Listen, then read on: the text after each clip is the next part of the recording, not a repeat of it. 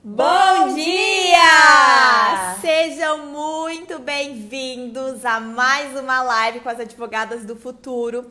Podem ir chegando, o assunto de hoje é extremamente especial, queremos a participação de todos vocês. Nossa convidada já deve estar entrando também. Já coloca pra gente qual é seu nome, de onde você está falando, já separa aí também as suas considerações para que a gente faça desse momento muito especial de compartilhamento. Conta pra nós de onde você é. Para nós é muito importante estabelecer realmente essa conexão com você e saber de onde você fala, qual é a sua realidade, de onde você conversa, porque é o seguinte, hoje o nosso bate-papo é muito bom, muito produtivo, de muito conteúdo e vai ser um compartilhar de experiências. Do lado de cá, duas professoras universitárias que têm passado por esse momento aí, também de adaptação, né? E do lado de lá, né, uma estudante estagiária da UAB que realmente vai passar toda a perspectiva do lado de lá da graduação. Vai falar um pouquinho para nós as experiências como presidente da comissão dos estagiários da UAB Mato Grosso. Então vai ser muito legal, por quê? Porque tá ali no berço, sentindo o que todos os estagiários estão sentindo nesse momento, essa situação de quase formar, né, e adquirir toda essa experiência jurídica, como funciona isso, como é isso, quais são os maiores anseios. E durante essa live vocês vão ter muitas dicas e muitas novidades e a gente vai anunciar para vocês algo bem especial, que saindo da live você já tem como ter na sua mão o acesso a esse conteúdo que tem tudo a ver com esse momento de final de semestre, apresentação de trabalhos, bancas de monografia. Gente, sério. E um bom dia especial para quem está entrando, a Débora de Osasco, Michael, Márcio, Sandra, Carla. Tem muitas pessoas especiais aqui para nós entrando nessa live e realmente é com esse compartilhamento, né, todos nós aqui juntos, que a gente consegue contribuir e somar um na vida do outro também. Aqui, ó, o Márcio falando, a live com o Dr. Saboia foi sensacional, foi mesmo, e ela está salva lá no nosso canal do YouTube. A segunda parte, e né? tem a matéria com o release ali do que foi lá no site do TJMT também. Vocês podem conferir lá e em breve tem mais novidades com o TJ do Mato Grosso também. Feliciano aqui na live com a gente, Sandra, Eduarda, gente, um bom dia para vocês. Hoje a gente vai falar dos desafios do ensino à distância e como ter esse protagonismo universitário. Será que é possível isso? Será que não? Será que apenas algumas pessoas conseguem? Como será que é isso na prática? Então a gente vai falar dentro dessa nossa vivência e o que esse momento também de pandemia trouxe aí para várias instituições que não era um modelo que já estava sendo aplicado. E de uma hora para outra, a única forma de nós termos e continuar o processo de conhecimento foi a modalidade online, à distância. Então, esse ano nós também queremos. Vamos marcar, saindo daqui, vamos conversar. Elton também, bom dia. Patrícia, tem aluno entrando, tem advogado. Isso mesmo, gente. Vamos só aguardar a Juliene entrar. Ela que é uma pessoa que tem um know-how também para falar sobre isso, desenvolve um trabalho muito importante dentro da UAB Mato Grosso e dentro da universidade, é empreendedora. Então ela vai trazer também pra gente essa experiência dela. A gente sempre fala que nós podemos aprender de diversas formas. Uma delas é fazendo, outra é através do exemplo. Então a gente pode ver alguém que está fazendo, que está dando certo, e a gente pode aplicar isso no nosso dia a dia também. E a ideia de nós convidarmos a Juliene para fazer essa live com a gente é para mostrar um pouquinho o outro lado. Às vezes a gente fala na posição professor e é importante olhar também na posição do aluno. E aí, como a gente tem essa missão aqui no nosso Instagram acadêmica de realmente tentar proporcionar valor, experiência jurídica, né, e minimizar os desafios aí do início da jornada profissional e trazer toda essa prática para os nossos alunos, para os estagiários, para os graduandos, ia deixar de trazer uma convidada que represente tudo isso. E é por isso que nós convidamos a Juliene para falar um pouquinho hoje sobre isso e contar, né, como está sendo esse momento. Bom dia! Bom dia! Esse é o bom dia mais animado desse Instagram, então vamos melhorar ele. 1, 2, 3 e... Vamos! Bom dia! Bom dia! Bom dia! Muito Tava... bem-vinda! bem-vinda, Julie. Sempre um Obrigada. prazer. Fazia tempo que nós queríamos marcar esse encontro e graças a Deus agora deu certo. E para nós é realmente muita alegria poder conversar com você, né? Tanto tempo que a gente não se vê pessoalmente, agora isoladas, cada um numa cidade, passando por esse momento que traz um pouco, às vezes, de angústia, ansiedade pra gente. Mas a gente veio aqui hoje para falar de coisas boas e de desafios desse momento. Então, acho que vai ser muito legal e a gente gosta de começar. Vamos nos apresentar rapidinho, né? E aí depois passar para você, para a gente se apresentar e a gente já entrar logo no que interessa. O pessoal já tá sentindo a energia, ó. Cheguei num evento, bom dia. Essa aí é a Mara. Mara é um amor de pessoa, adoro aqui, minha amiga aqui do Instagram, Lucélia, tá todo mundo entrando aqui. Gente, muito obrigada por todo mundo que tá entrando. Aqueles pedidos iniciais, né? Vai mandando essa live para todo mundo, ajuda a gente com os coraçõezinhos aqui no canto. Que isso faz o Instagram entender que o assunto que nós vamos falar que é muito relevante e que mais pessoas precisam ter acesso a esse tipo de informação que a gente vai disponibilizar aqui. É isso mesmo. Então, para quem não nos conhece, eu sou a professora Cíntia. Eu sou a professora Maiara. Nós somos professoras universitárias, coordenadoras de núcleo de prática jurídica. Temos aí mais de 10 anos de experiência dentro do direito, já há algum tempo na docência. Somos mediadoras judiciais, mães, filhas, entusiasta realmente de um direito diferente, de potencializar a nossa criatividade, escritoras também agora. E nós, através desse projeto que se chama Advogadas do Futuro, que saiu de dentro da universidade, nós expandimos as portas para trabalhar assuntos relacionados ao direito, tecnologia, prática profissional e ética. Então, esses assuntos, para nós, eles estão, assim, totalmente interligados e relacionados. E todos eles podem andar juntos. E a gente sabe que, para quem pretende ter aí sucesso e ter um grande diferencial no direito, a gente precisa se atentar a todas essas vertentes, a esse novo direito que está surgindo. E as lives, webinários e todas essas modalidades de forma de nós termos o conhecimento, acaba sendo aí uma oportunidade incrível para a gente conhecer pessoas, melhorar o nosso network e também melhorar o nosso conteúdo teórico e prático, que a gente falou lá no início. A gente aprende fazendo, mas a gente também aprende através do exemplo. E agora vamos deixar a Juliene também se apresentar para vocês, falar um pouquinho quem ela é. Só para deixar registrado aqui que nós estamos praticamente as meninas superpoderosas, né? Que é uma loira, uma morena e uma ruiva. Deu certinho isso aí. Deu certinho aqui. Gente, meu nome é Juliene, eu sou acadêmica de Direito, sou aqui de Cuiabá. Estou presidente da Comissão de Estagiários da Ordem dos Advogados aqui de Cuiabá. Junto com mais duas amigas, a gente toca uma startup que é voltada para fomentar o protagonismo universitário, se chama Estratégia Jurídica. E eu sou, de fato, também muito entusiasta da ligação entre o direito e a tecnologia. E é mais sobre isso que eu sempre procuro falar. E até foi esse liame que nos uniu, né? Foi esse assunto que acabou nos unindo. E eu estou muito agradecida, estou muito feliz por esse convite para a gente falar sobre assuntos que são tão importantes, tanto para vocês como professoras, quanto para mim como acadêmica, que estou sempre aqui lidando com os acadêmicos, não só pela comissão, mas através do Estratégia também. É isso aí. E a gente vê que esse é um momento que, por mais que a gente vinha nos organizando para isso, e graças a Deus a universidade que a gente faz parte já tem esse modelo tecnológico, esse modelo voltado para esse ensino síncrono e assíncrono, né? Que é o ao vivo remoto e o ao vivo presencial.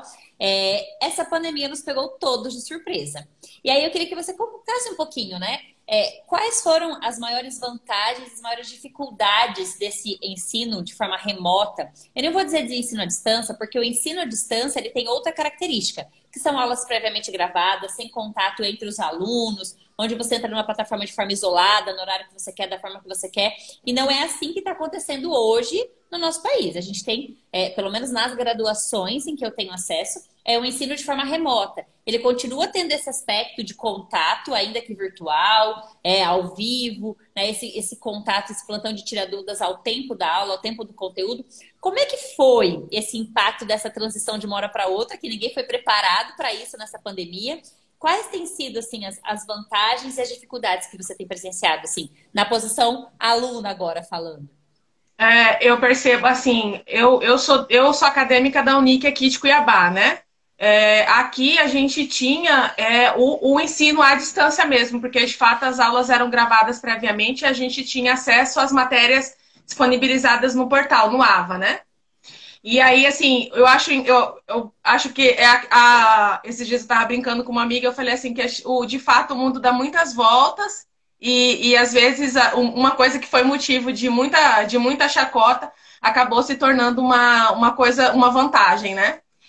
Nós éramos muito taxados por conta das aulas online aqui em Cuiabá, em especial da minha faculdade, e a gente era muito criticado por conta disso, e eu nunca consegui olhar para isso de uma forma negativa, e achava nisso uma possibilidade, e enxergava que esse era o futuro. Eu não conseguia conceber que as minhas aulas online elas eram um prejuízo para mim, muito pelo contrário. Eu acreditava que era a oportunidade que eu tinha de reforçar o que eu estava aprendendo aquilo ali, naquele momento, na dinâmica ali, acessando o portal, e usar aquele espaço para me ampliar o que eu estava aprendendo. Então, eu sempre teve essa postura proativa com relação ao ensino. Então, para mim, o fato de ter aulas online era um grande benefício para mim. E aí, quando veio a pandemia, acabou que o motivo de tanta chacota, de tanta coisa que a gente ouvia aqui, acabou se tornando a nossa grande vantagem, porque a gente estava preparado para esse cenário, teoricamente, né? E aí, hoje, eu mantenho alguns grupos no WhatsApp que são voltados só para troca de informações, para networking entre acadêmicos aqui em Cuiabá. E aí, nesses grupos de WhatsApp, eu tenho todas as faculdades de Cuiabá. A gente conseguiu incluir membros de todas as universidades aqui de Cuiabá, estão nesses grupos de WhatsApp que a gente mantém aqui. E aí, você vê que é um despreparo total dos acadêmicos para lidar com esse novo cenário. E a gente vê uma quantidade enorme de críticas recorrentes, por não conseguirem se adaptar ao meio digital, por não estarem conseguindo lidar com essa nova realidade, com esse novo normal, né? As pessoas, acho que elas não se deram conta de que esse, de fato, é o novo normal. O status que a gente está agora, ele não vai mais retroceder, ele vai só progredir, né? E para mim, esse eu acho que é o primeiro ponto principal, assim, ponto positivo disso tudo, é que as coisas se tornaram muito mais dinâmicas. Se a gente tinha uma sala de aula que era um pouco estática ainda, muitos professores ainda estavam presos a slides, a coisas assim, hoje a necessidade de estar dentro do universo online fez com que a dinâmica de ensino-aprendizagem, ela desse um salto de milênios, né? A gente hoje tem acesso à informação, a gente tem uma dinâmica muito mais enfática nesse processo, e isso é muito valioso.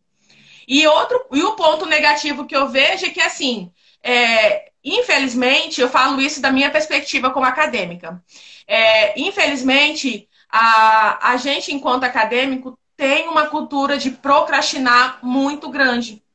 E essa cultura de procrastinar, dentro do universo online, ela é uma bomba relógio. Porque se você começa a acumular aquilo dali, se antes na sua vida acadêmica você de fato aquilo se tornava uma bola de neve que ela acabava por te patrolar no caminho e te levar, você ainda tinha dentro da dinâmica ali, você ainda conseguia apresentar o argumento para o professor, você conseguia interagir dentro da sala de aula e modificar o prazo de data de entrega dos trabalhos.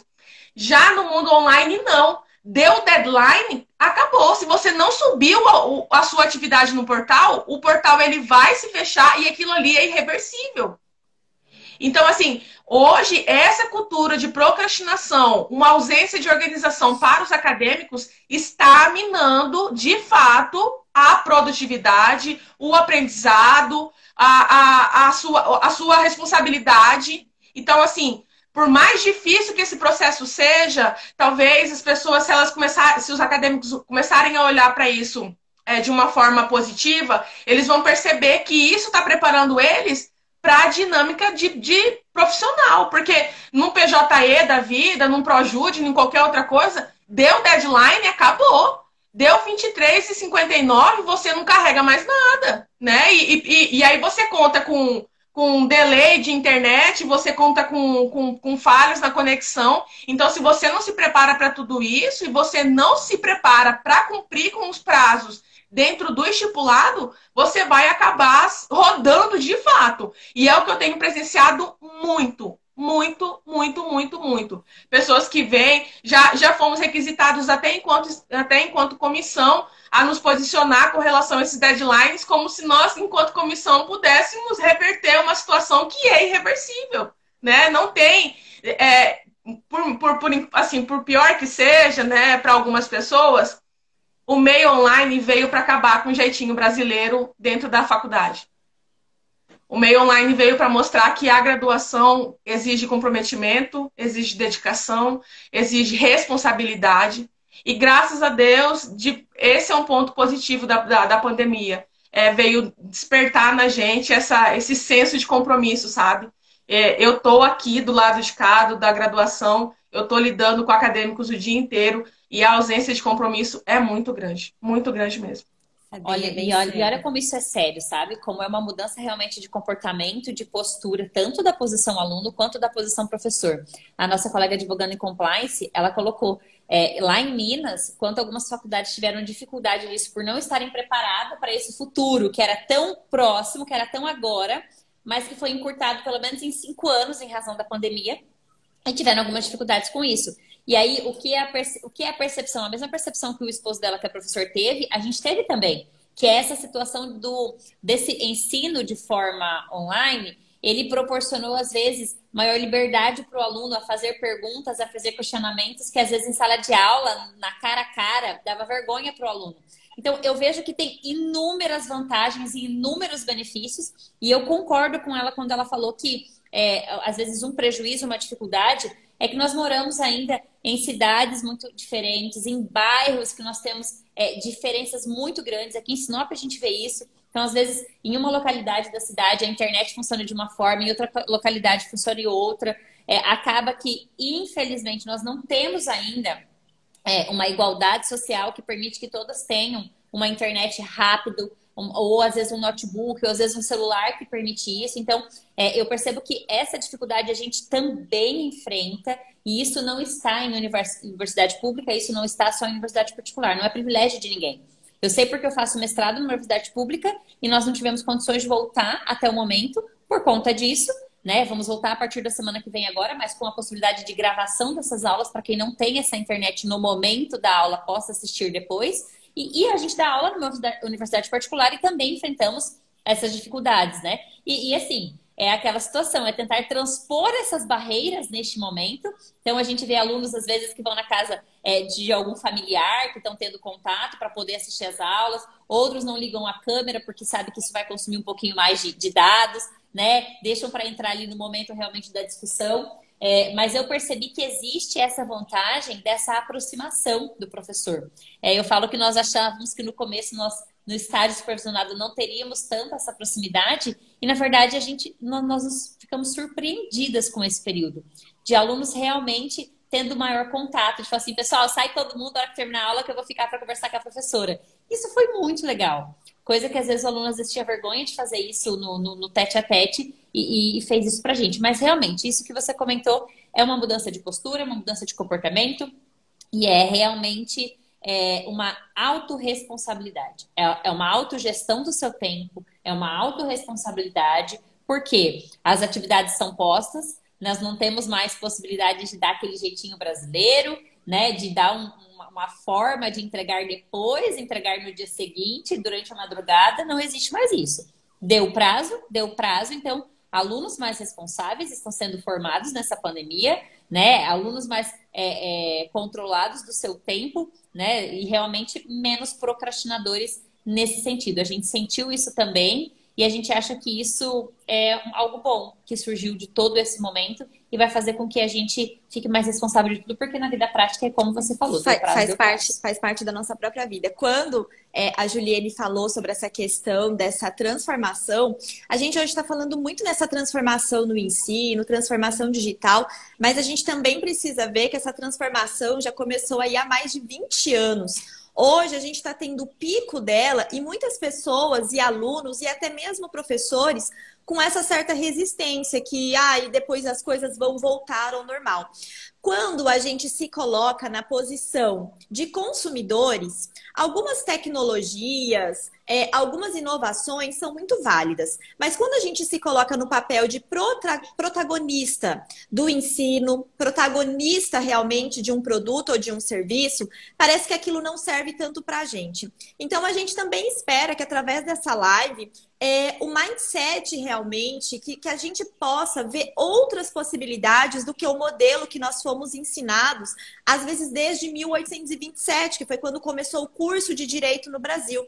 Então é realmente um período de adaptação e de modificação para todos. Por quê? Muitas pessoas falam assim, mas eu não, o próprio professor, mas eu não aprendi dessa forma. Mas a maneira de aprender e de ensinar é diferente. E aí a gente tem que entender também que em determinados momentos vai ser só o aluno e ele. Por quê? Porque a gente tem as fases do conhecimento. Então, a gente tem aquele primeiro contato com a matéria, a gente vai assimilar, a gente vai perceber aquilo de uma maneira diferente, a gente vai aplicar. Nem tudo a gente vai fazer lá numa sala presencial e com outras pessoas. Sempre vai ter aqueles momentos que vai ser eu, que é o momento que eu vou fazer a leitura, que é o momento que eu vou falar em voz alta, é o momento que eu vou fazer um mapa mental, é o momento que eu vou explicar para alguém. Então, isso faz parte do nosso processo de aprendizagem. Então, quando a gente pensa e fala assim, olha, mas isso não dá certo porque é no online. Quantas coisas que a gente está consumindo no mundo online?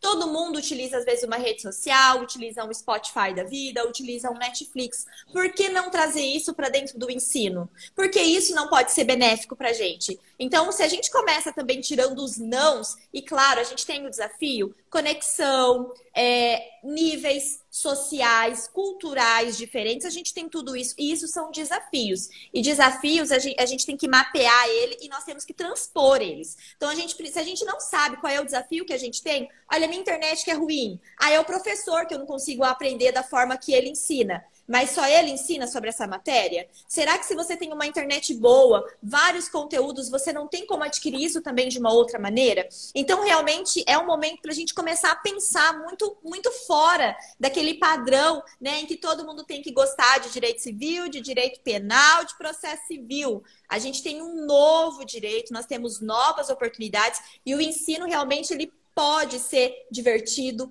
ele pode ser criativo, ele pode ser mais célere e ele pode ser mais efetivo. A gente precisa ter aquele conhecimento e a gente vê assim, Juliene, que às vezes a pessoa passa 5 anos durante uma graduação. Aí chega no final, ela fala, poxa, mas eu tô me sentindo que eu não sei, eu acho que eu não aprendi nada. Você aprendeu alguma coisa. Pode ficar tranquilo. Você aprendeu. Mas, às vezes, esse método que a gente aprendeu no passado, em que eu tinha que ser o detentor de todo o conhecimento, não é mais assim. Porque o mundo, realmente, ele está numa velocidade muito rápida. O conhecimento está democratizado. Não tem como sabermos de tudo. A gente tem que saber de uma área específica, potencializar o que a gente é bom e desenvolver as outras habilidades que permeiam a nossa vida. Acho que esse é o grande segredo. Porque um profissional também que só entende de direito...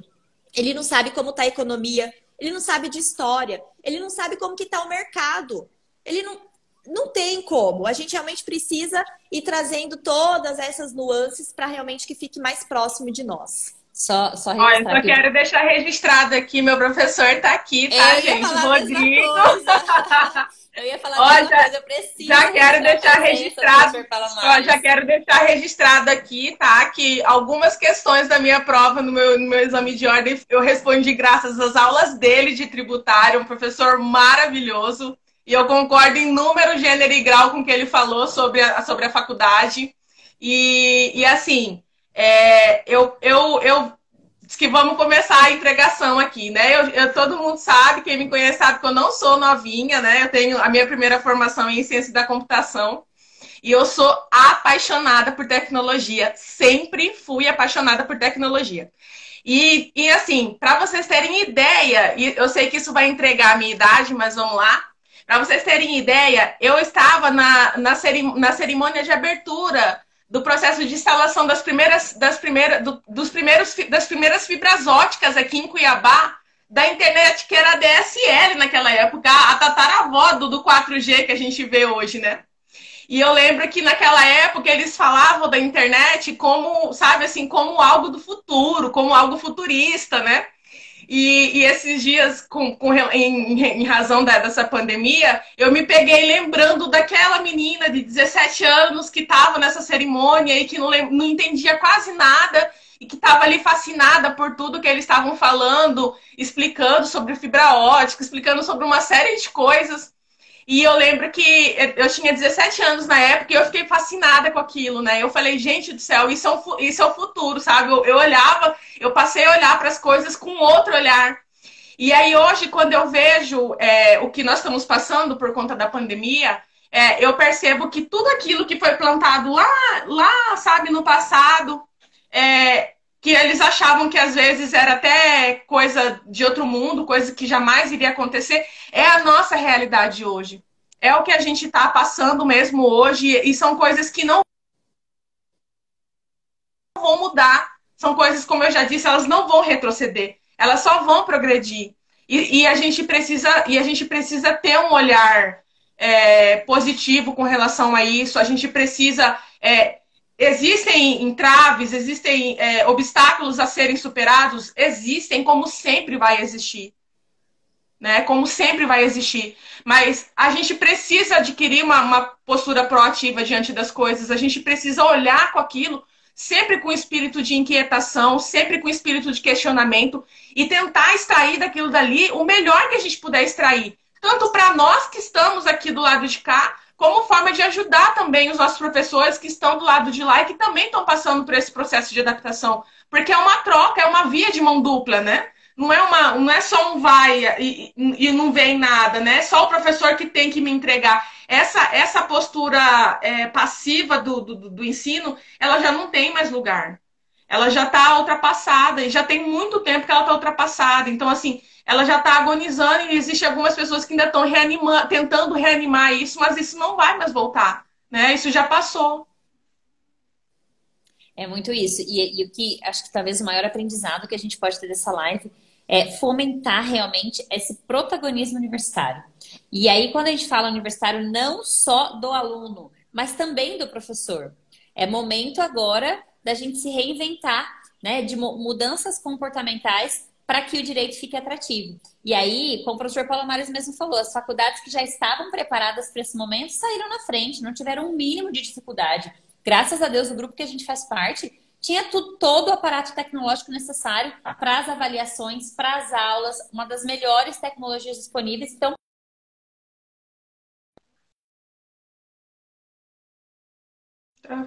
tocou aqui meu celular. Foi muito mais natural essa transição. Então, a gente passou ali por aquela primeira semana de adaptação, de leitura dos manuais, mas depois que isso aconteceu, tocou-se o barco, né? Então, a gente acaba tendo mais tempo com tudo isso para se relacionar com pessoas. Quando eu tenho essa tecnologia ao meu favor, ao meu dispor. Então, a gente consegue fazer essa aproximação. Mas quando a gente fala em protagonismo universitário, a gente fala não só dentro da universidade, fora dela também. É momento da gente não nos limitarmos aos conteúdos, às disciplinas postas na faculdade. É saber que eu preciso aplicar aquele conteúdo dentro de casos, eu preciso pensar o direito, ter aquele raciocínio jurídico e pensar para que eu, enquanto Maiara, me torne uma boa profissional, eu vou precisar de assuntos que estão acontecendo ao meu redor. Eu preciso ler sobre notícias, eu preciso ler o que está acontecendo à minha volta, sobre novas áreas, sobre novas terminologias e preciso trazer para o direito nomenclaturas, métodos, metodologias, processos dentro do direito que não estão no direito. E aí depende de cada um. Aí não adianta a gente passar 5 anos querendo, às vezes, colocar isso, né, para o aluno, se ele não tiver aquele protagonismo de desenvolver dele mesmo, a partir dele. Então, assim, a graduação ela te dá muitas portas, de estágio, de projeto de extensão, de iniciação científica, mas são portas que o aluno precisa ir lá e bater, né? Então, são portas que se você... não tem como a faculdade obrigar que todos os alunos participem. Então, o aluno precisa ter vontade de fazer isso. E aí, onde a gente vê que existem alunos que saem da graduação, verdadeiros profissionais prontos, formados. Por quê? Porque fizeram boas conexões durante a graduação, porque, né, estiveram aí, às vezes, lado a lado dos seus professores, sugando muito além do que aquele horário de aula, né? Tiveram aí fazendo buscas por si só e vieram com dúvidas para dentro da sala de aula. Dúvidas que às vezes seriam sanadas 3, 4, 5 aulas à frente, mas isso traz maior prazer para um professor quando a gente pode falar assim, meu Deus, que legal, ele já está lá na frente do conteúdo. Então é algo que eu posso realmente abordar, que ele já está maduro para receber aquele conteúdo. Então isso é maravilhoso. Então o caminho é justamente isso. A gente está vendo alguns comentários aqui, principalmente quem está na graduação, falando dessa postura às vezes, né? Que tenta conversar também com o professor e sente que não tem diferença. Pessoal, nesses casos, assim, é claro que isso vai ter um reflexo. Mas se você já está percebendo que às vezes o professor também não está mudando a postura, vocês têm que tentar oficializar isso de alguma forma, seja com a sala, com a coordenação, com a instituição que vocês fazem parte, seja ela pública ou privada, porque muda muito a forma de como você vai levar isso, né, às pessoas ali responsáveis. E isso vai influenciar até se as pessoas vão escolher aquele curso, se as pessoas vão querer essa faculdade. Então, quem está por detrás realmente tem que ter esse olhar, porque a postura, às vezes, de um professor que não está contribuindo, e aqui a gente tem que, assim, ser muito sincero. O professor, ele tem que ser vocacionado para o que ele se propõe a fazer. Por quê? Porque a gente sabe que uma das profissões menos valorizada no nosso país é a profissão de professor. Então, o professor, se ele vai para a graduação, porque ele quer apenas ter uma fonte fixa de renda, ele já está começando da forma errada. A gente se torna professor, a gente é professor e não estamos professores por outros motivos. Porque a gente acredita que através da nossa vida a gente vai contribuir na vida de outras pessoas. Porque as dificuldades que nós passamos e nós tivemos pessoas que nos ajudaram, isso nos fez nos tornar pessoas de bem. Então, mas o financeiro importa? Ele é uma consequência. Se ele for o único e principal motivo que você leciona, que você dá aula, não vai ter aquele propósito, aquele realmente desejo genuíno de fazer a diferença. Então começa daí. E às vezes até o próprio professor fala, poxa, se às vezes eu não estou sendo assim, sabe, o feedback que eu estou tendo não é legal e eu não consigo mudar, também às vezes é hora de ou se reinventar ou se experimentar de outra forma. A gente sabe que por nós temos o maior número de cursos de direito, né, maior número de advogados do Brasil, muitas pessoas, às vezes até sem experiência, começam a dar aula, se tornam professores. E às vezes não são advogados, às vezes, professora, mas precisa ser advogado para dar aula? Não, tem juiz dando aula, promotor dando aula. Mas o mínimo é você possuir algum tipo de expertise. Quando a gente, às vezes, se propõe a escrever, e a gente vai mostrar aqui para vocês um manual de 10 passos para você iniciar na advocacia, eu comecei em 2006. Sabe o que eu comecei? Trabalhando em escritório de advocacia, como? Lá na frente, como a secretária do escritório. E aí eu fui passando por outros setores até que eu ganhei a minha sala e que eu fiquei 9 anos no mesmo escritório me experimentando, vendo todas as possibilidades que aquilo poderia me oferecer. Fui me experimentar num estágio. Eu sempre realmente estava tentando ali sugar além. Então, a gente também, quando a gente fala, a gente vai perguntar isso para você, essa questão, né, desse protagonismo. Se o professor não está dando o suficiente, em tese, ele teria, mas ele não vai suprir tudo. Ele pode ser o melhor professor, a instituição pode ser a melhor, nota 5 no ENAD, todos os índices, IDD, todos eles, perfeito. A faculdade não vai conseguir te ensinar tudo, porque a gente está falando de ciências sociais aplicadas. O fato gerador da nossa matéria são pessoas, a sociedade, isso muda. Então o professor vai te ensinar algo e às vezes lá na prática você vai ver que está um pouquinho diferente. É claro que a gente tem que tentar passar o máximo, tentar condensar a nossa experiência ao ponto de que ela sirva de pilar, de base para quem vai. Mas o aluno também precisa se experimentar. A gente vê que às vezes esse medo, o medo de falhar, o medo de perguntar, o medo de errar, isso impede que as pessoas tenham excelentes experiências e oportunidades. Eu sempre brinco com os alunos, eu falo, quando vocês estão aqui, eu estou segurando na mão de vocês. Pode errar porque a tia tá aqui para desenhar com vocês e para a gente errar juntos. Mas quando é lá no processo, amigos, Não dá para errar, porque se errar pode vir responsabilidade civil, representação na OAB, processo criminal. Então, a hora da gente realmente tentar ver todas essas nuances é enquanto a gente está aqui na graduação. Só que aí, às vezes, você só está fazendo a faculdade por fazer. E, mas o professor não me ensinou, eu também não vou atrás. Aí, realmente, a gente sabe que aí muitas e muitas coisas vão acabar ficando prejudicadas. E tem muito conteúdo bom à disposição do aluno. E, assim, eu vejo que, às vezes, as próprias faculdades disponibilizam uma gama de cursos de extensão, de cursos à disposição de forma EAD na plataforma do curso, uma biblioteca repleta de livros e o aluno como é que fala? Ele se contenta com apenas os slides da aula, fotografando os slides do professor. Gente, aquilo são tópicos bases da explicação do professor. Aquilo não é nem o começo do iceberg. E aí você pergunta pro aluno assim, vocês estão seguindo a minha disciplina para uma doutrina? Sim. Qual o nome do doutrinador? Eles não sabiam o nome de um doutrinador, nem do maior daquela disciplina. Então, a gente vê que há um problema e nós precisamos, de algum jeito, através desse tipo de conteúdo que nós estamos falando aqui, que é um bate-papo dos dois lados dessa moeda, né? Tentar vocacionar o professor para o que faz e tentar inspirar o aluno do protagonismo do seu conhecimento, do seu aprendizado. Senão, gente, vai sempre haver reclamações por ensino tradicional presencial, sempre vai haver reclamações por ensino de forma EAD, de forma online, porque nunca vai agradar se não houver uma mudança de postura. E quando a gente escreveu esse manual aqui, que é 10 passos para iniciar a advocacia, a gente escreveu muito sobre isso. É falar muito sobre o que nós penamos nos primeiros passos e o que não nos avisaram que nós podíamos fazer ainda na graduação. Não nos avisaram, né? Nós não passamos por esse momento em que nós podíamos sim ter um posicionamento e que esse posicionamento teria reflexo no início da nossa profissão. Então, muito do que está aqui, gente, e aí depois tem informações lá no nosso Instagram sobre, no nosso livro digital, aonde adquirir, como adquirir, podem mandar direct pra gente. Muito do que está aqui é fruto da Cíntia de quase 15 anos dentro do direito e eu 11 anos dentro do direito, desde 2009, quando eu passei no concurso do Tribunal de Justiça e fui servidora pública. Porque são coisas, às vezes, dicas tão simples que nós vivemos um mundo que é de compartilhar de informações. Não existe mais isso, só eu sei, né? Vou guardar para mim a bola de cristal, a bola de ouro. Não, o mundo não é mais assim. O mundo não é mais assim. E se eu realmente tenho a vocação, o dom para inspirar pessoas e elevar pessoas ao conhecimento, eu preciso proporcionar esse conhecimento.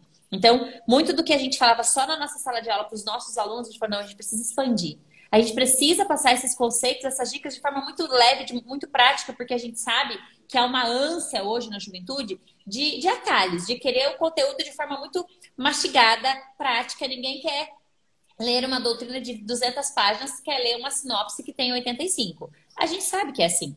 Então, a gente procurou nesse manual escrever de forma muito prática, mas de forma realmente que você consiga colocar em prática esse conteúdo e pensar, como eu vou começar na advocacia? Se eu penso em ser advogada, se eu me projeto na advocacia, eu preciso começar ainda na graduação. E tem um capítulo que é para graduação. Como começar? E aí, essa pergunta que eu quero te fazer, Juliane.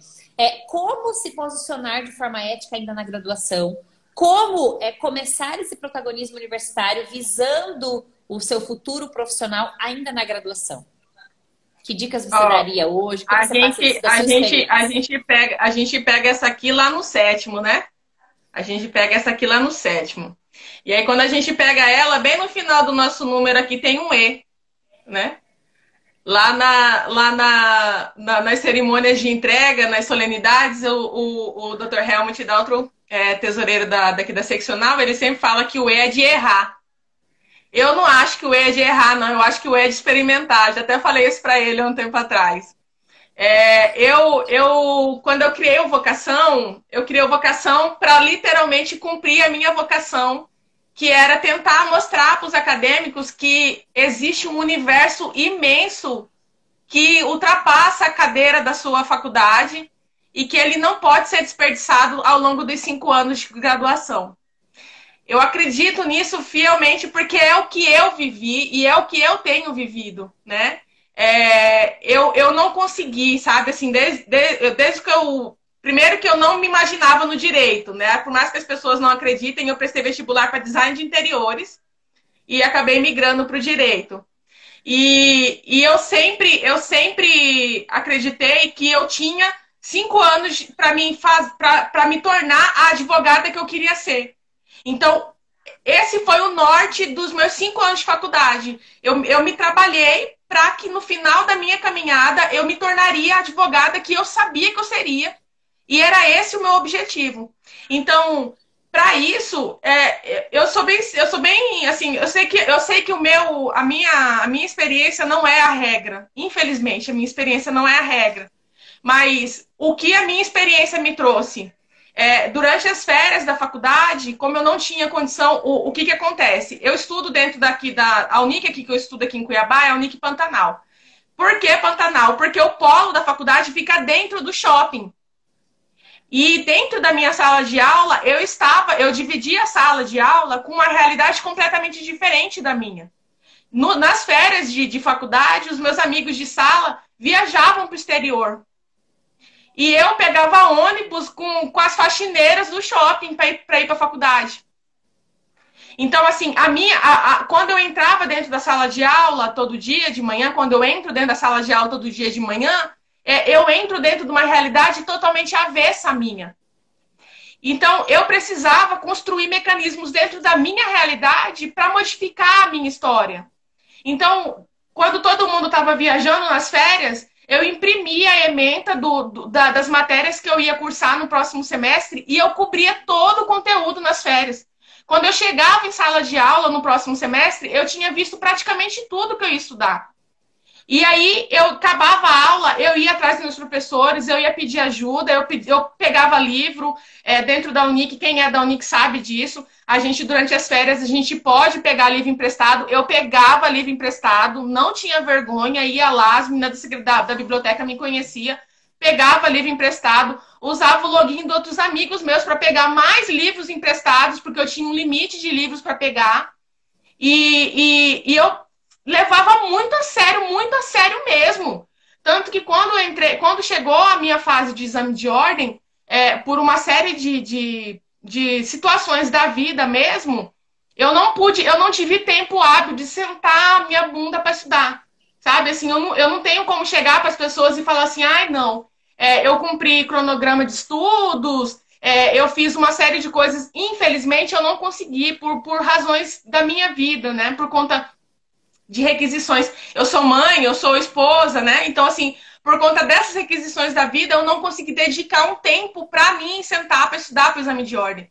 E eu fiz as minhas 80 questões do exame de ordem única e exclusivamente com o aprendizado que eu tive durante os 5 anos de faculdade. Eu não comprei cursinho, eu não sentei para estudar, muito pelo contrário. Quem me dera eu tivesse conseguido fazer isso. Né? Eu tinha uma expectativa muito grande com relação ao exame de ordem, sabe? Porque como eu sabia que esse era o único concurso que eu ia prestar na minha vida, então eu imaginava assim, que eu ia dedicar 6 meses da minha vida de preparação para o exame de ordem, e eu ia ter, sabe, todo um cronograma de estudos, assim, eu tenho muito isso de cronograma, então eu tinha um cronograma na minha cabeça, sabe? Eu tinha um plano.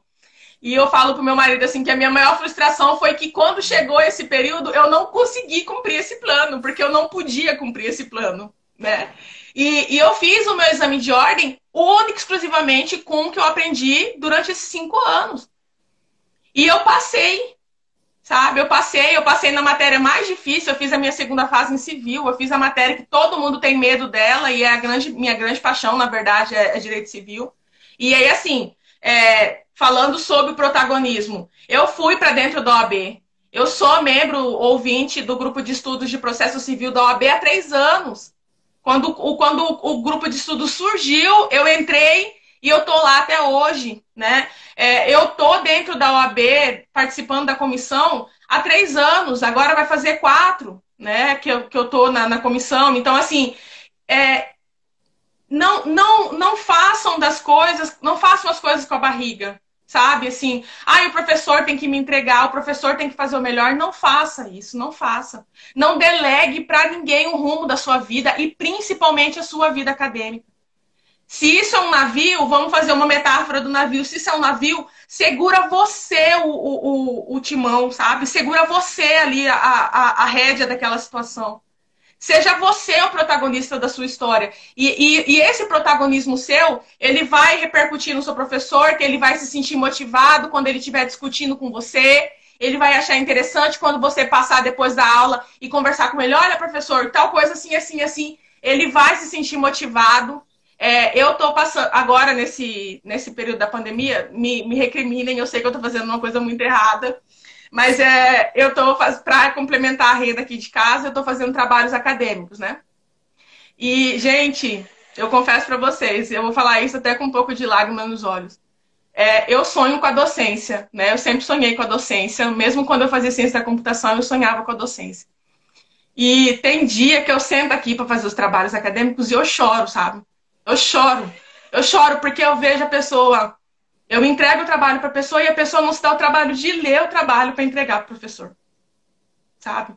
E assim, é a vida dela que ela está jogando fora. Sabe? 5 anos da história dela que ela está entregando como se não fosse nada, como se fosse só um diploma. E eu falo isso direto, gente. A colação de grau, pegar o canudo, não é um portal mágico que você vai passar por ele e você vai sair dali com o canudo na mão e vai abrir um universo maravilhoso. Não é.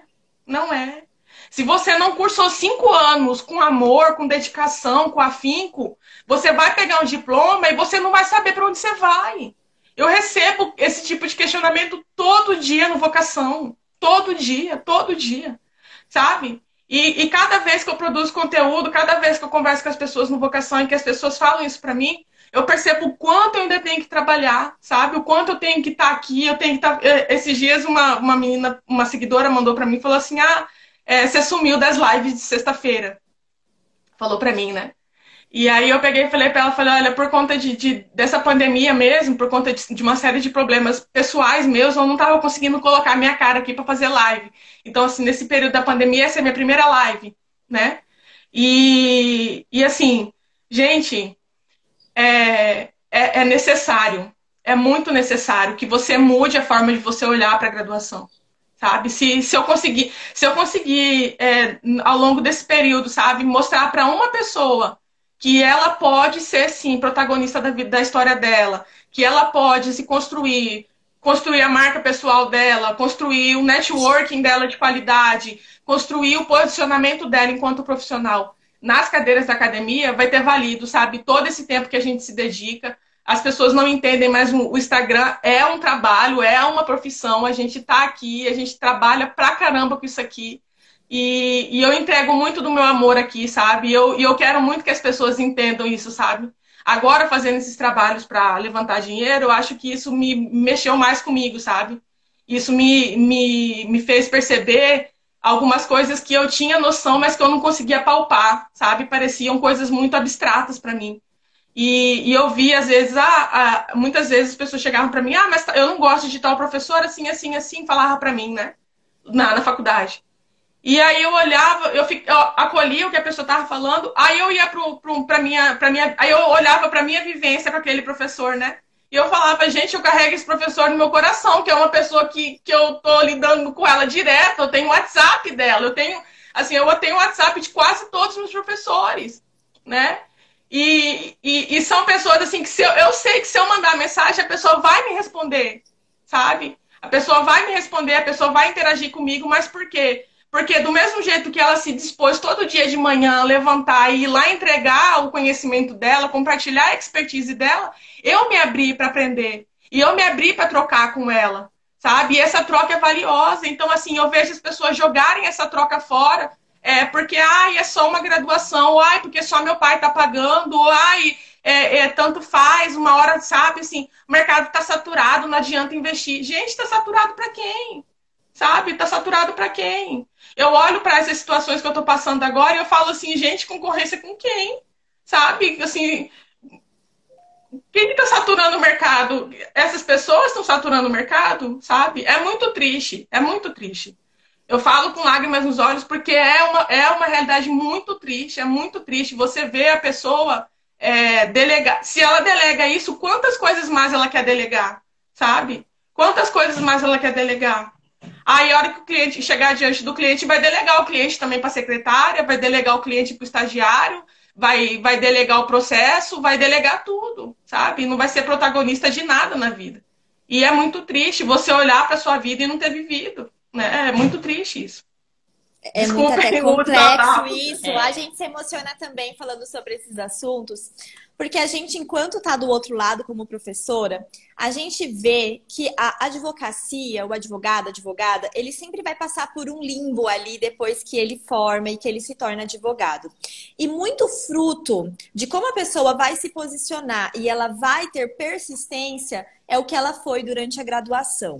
Por nós termos uma quantidade de cursos e essa questão, não sei o que vou fazer direito, forma muita gente. E qual que é a questão? Forma muita gente ruim.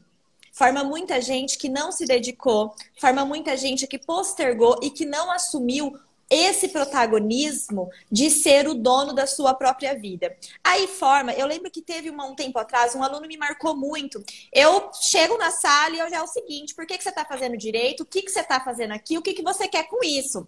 Aí nessa hora tem gente que levanta para ir beber água, nessa hora tem gente que sai da sala, vira um vulco-vulco e tem alguns que respondem. E aí um aluno falou assim para mim, professor, eu só quero formar. A única coisa que eu quero é formar. E aí eu esperei terminar a aula e depois eu chamei ele para conversar. Eu falei, olha, deixa eu te falar uma coisa. Falei, não despreze isso que eu vou te falar e eu falo isso para qualquer pessoa. Toda informação que vier, não despreze. Pense que a vida é um verdadeiro mosaico. E agora isso não faz muito sentido, mas amanhã isso vai fazer sentido para você. E eu conversei com ele e falei realmente algumas coisas sobre o mercado de trabalho, sobre a faculdade. Perguntei um pouco da história dele. 2 meses depois ele começou a trabalhar num escritório de advocacia e tá super bem agora seguindo o caminho dele. Então, às vezes a gente vê como que nós, enquanto professores, a gente pode ser esse referencial para ajudar o aluno a descobrir o que ele está fazendo ali. Mas é importante que também, quando alguém escolha um curso de graduação, que a pessoa se pergunte o que eu quero com isso? O que eu vou fazer com esse diploma? O que isso vai acrescentar na minha vida? O que isso muda na vida das outras pessoas? Senão, a gente corre o risco de começar a sobreviver. E tem muita gente sobrevivendo do direito, frustrado, não gosta de advogar, não gosta de atender cliente, não gosta da área de atuação. E isso vai fazer com que muitas vezes as pessoas desempenhem um trabalho ruim e na primeira oportunidade, eu vou, sem problema nenhum, se quiser trabalhar como vendedor de loja, como mecânico, como motorista, é louvável, isso é digno, cada um ganhando seu dinheiro honestamente. Mas será que quando a gente trabalha durante 5 anos num curso e você pega um diploma, será que você não pode ser dono do seu negócio? Será que você não pode empreender em outras áreas? E a gente vê que muitas pessoas não têm condição de fazer isso porque não se experimentaram e não definiram um objetivo. E talvez também não tiveram pessoas para auxiliar nessa jornada, né? E às vezes não, eu acho muito uma pessoa que te guie, que te proporcione, que te dê esse insight, sabe? Porque eu sei que o aluno chega no curso de Direito, ele está completamente perdido. Os primeiros semestres, realmente, até que você crie afinidade com alguma disciplina, veja se é aquilo mesmo que você quer para sua vida. Mas chega ali naquele momento do meio do curso que a gente precisa começar a se mexer. A gente precisa começar a definir o que eu quero, o que eu estou fazendo aqui, o que eu quero com tudo isso.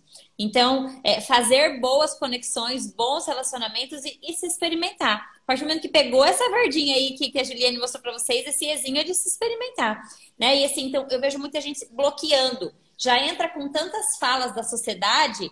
Ah, o mercado está saturado. Não, então eu nem quero estagiar no escritório de advocacia.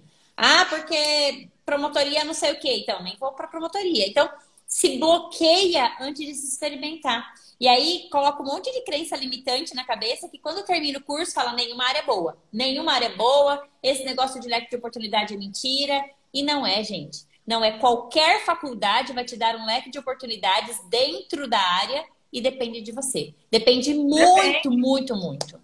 Eu tive um professor de processo penal que ele começava a primeira semana dele na sala de aula, a primeira aula dele, ele faz uma conta matemática no quadro. Ele pega o valor que a gente paga de mensalidade e ele vai destrinchando aquele valor até chegar ao valor de hora-aula, né? O valor que a gente paga por estar lá dentro da sala de aula. E aí ele falava que se a gente não se motivasse pela aula dele, que a gente se motivasse pelo dinheiro que a gente estava jogando fora, caso a gente desprezasse as aulas dele, né?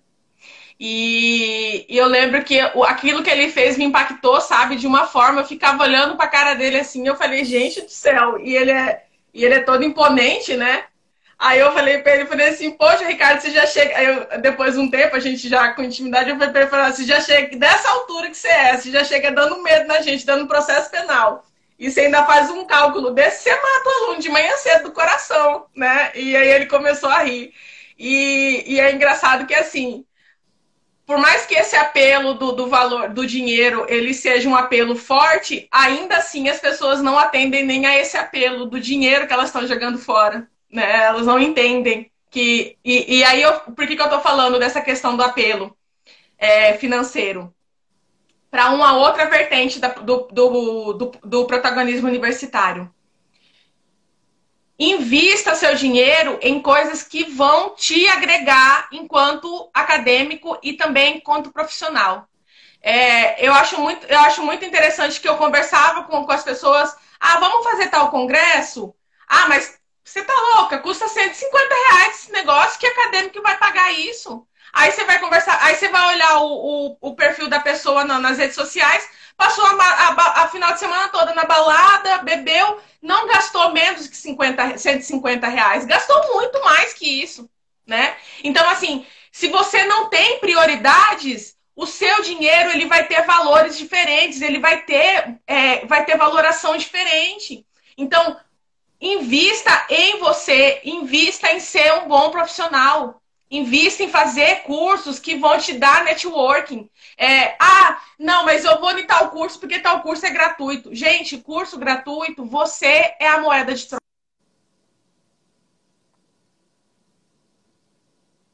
Acho que deu uma travadinha. Tô cara. Voltou. Tocou meu telefone.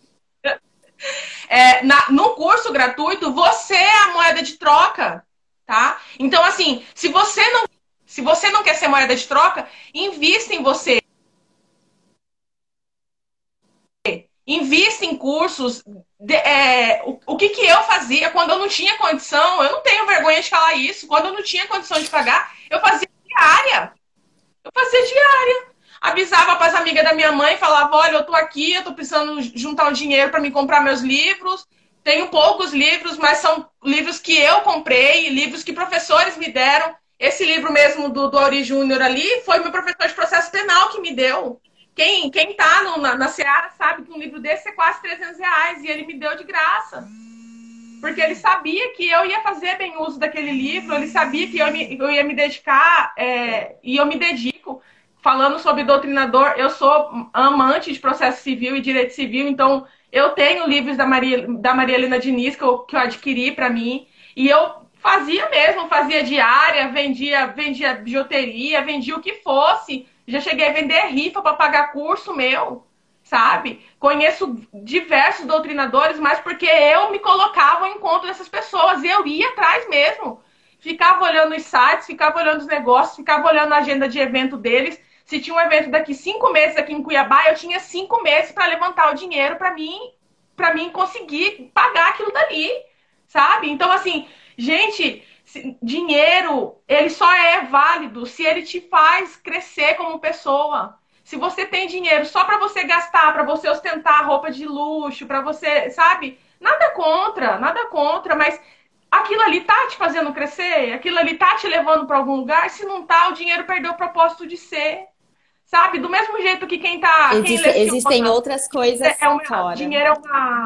O dinheiro é só o nosso cronômetro já chegou ali. E a gente vai ter que ir partindo para o final, mas isso que você estava falando, Girene, no nosso livro, a gente fez um capítulo específico de como criar oportunidades. Você despertou para isso. E a gente precisa, e aqui vale para qualquer pessoa, olha, são tantas pessoas especiais, professor Álvaro, Jefferson, que estão aqui com a gente tem que ter essa habilidade de criar as nossas oportunidades, fazer a nossa própria sorte. É possível. Juliene, que live, meus amigos, que live. Foi sensacional, foi assim, muito prazerosa para nós. Acredito que vai ser realmente de grande valia, a gente vai deixar salvo para que outras pessoas tenham acesso a isso.